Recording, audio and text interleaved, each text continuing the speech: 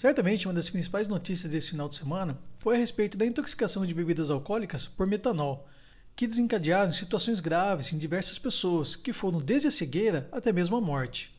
E o que teve de comum foi o fato desses casos terem acontecido na Grande São Paulo por meio da ingestão de bebidas alcoólicas destiladas, como principalmente o gin. E acontece que não é a primeira vez que isso ocorre no Brasil. Por exemplo, lá na década de 90, aconteceram cerca de 40 mortes pela ingestão de cachaça na qual estava presente o mesmo metanol. Em anos anteriores aconteceu a mesma coisa com 14 pessoas em Santo Amaro, também lá na Bahia. Acontece que quando os caras vão fazer uma bebida adulterada, a única coisa que importa para eles é que elas tenham a mesma aparência da bebida original. Então eles são capazes de colocar qualquer coisa dentro da garrafa, mesmo que sejam substâncias tóxicas extremamente agressivas ao corpo humano. Então eu vou explicar para vocês como que o metanol agride o nosso corpo, desenvolvendo esses casos de cegueira, e até óbito que aconteceu recentemente. Bom, o metanol, também conhecido como álcool metílico, ele é meio que um parente do etanol, também conhecido como álcool etílico. Esse daqui é o principal componente das nossas bebidas alcoólicas. Acontece que o etanol tem 2 átomos de carbono, enquanto que o metanol tem apenas um. E ambos, até que dessa forma, eles não são tão agressivos ao nosso corpo. Acontece que quando eles são metabolizados no fígado, é que são formadas substâncias extremamente agressivas. Por exemplo, o etanol lá no fígado, ele vai ser convertido em etanol, também conhecido como acetaldeído. Essa substância aqui, que é ruim para o nosso corpo, ela que causa os sintomas da ressaca, que parece que a gente não vai sobreviver. Só que o fígado sabe muito bem lidar com ela, e assim que ela é formada, logo é convertida em acetil-CoA, que é uma molécula super importante e famosa do nosso metabolismo. Ela está presente em atividades metabólicas como respiração aeróbica e também a síntese de ácidos graxos e colesterol. Ou seja, essa daqui não causa problema algum ao nosso corpo. Embora o etanol seja uma bebida alcoólica liberada, a gente tem que consumi-la com moderação, porque a exposição contínua e reiterada de etanol no fígado, que é o que acontece com pessoas alcoólatras, é o que leva à destruição de células do fígado, causando a cirrose hepática. E se vocês observarem em detalhe o que acontece na conversão do etanol em etanol, é que no nosso fígado está presente uma enzima denominada álcool desidrogenase, que vai retirar esse hidrogênio do OH do etanol, fazendo com que se forme, então, uma dupla ligação entre o carbono e o oxigênio, sendo esse produto aqui o etanol.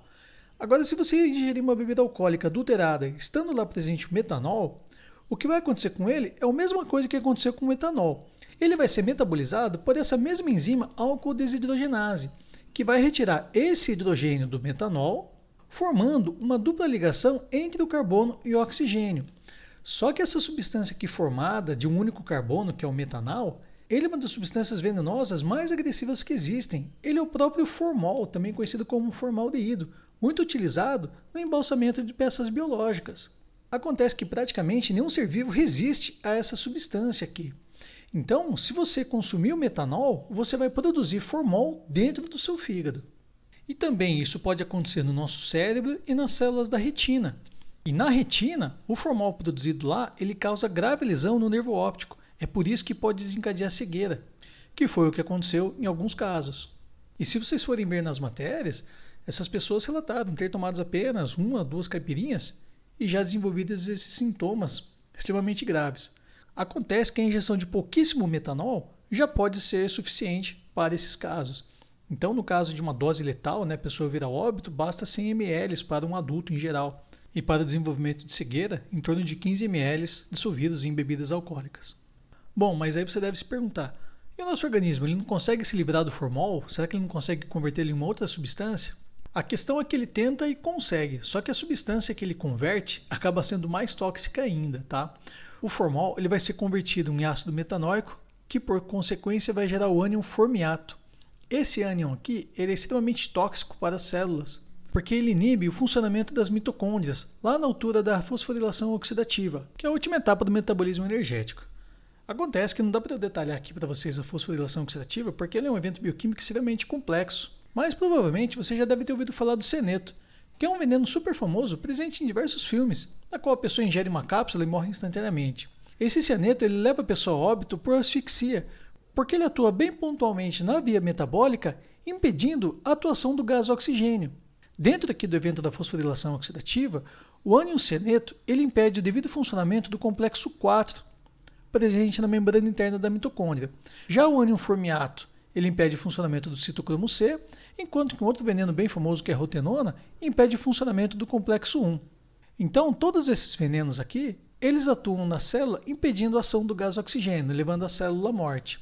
Já esse ânion formiato, como ele é produzido no cérebro, ele acaba matando os nossos neurônios, o que leva então a pessoa a coma e morte. E para encerrar o vídeo então, como funciona o tratamento de uma pessoa que ingeriu essa bebida adulterada? O que os médicos podem fazer para salvá-la? Primeira coisa, ela vai ter que passar por diálise, que é uma forma de você limpar o sangue.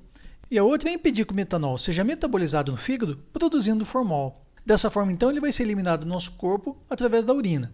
E o médico faz isso administrando na pessoa o álcool etílico, porque se vocês forem ver, o metabolismo desses dois álcoois aqui são feitos pela enzima álcool desidrogenase. Ela é a mesma nos dois casos. Só que se você tiver essas duas substâncias no seu corpo, o seu fígado vai dar preferência ao etanol. Então o médico administra etanol no corpo da pessoa para que a enzima fique trabalhando apenas nessa substância aqui, não mexa no metanol. Então o etanol, nesse caso aqui, ele vai funcionar como um antídoto, impedindo que o metanol seja metabolizado por uma inibição competitiva. Então, cuidado com essas bebidas aí. Um abraço, falou!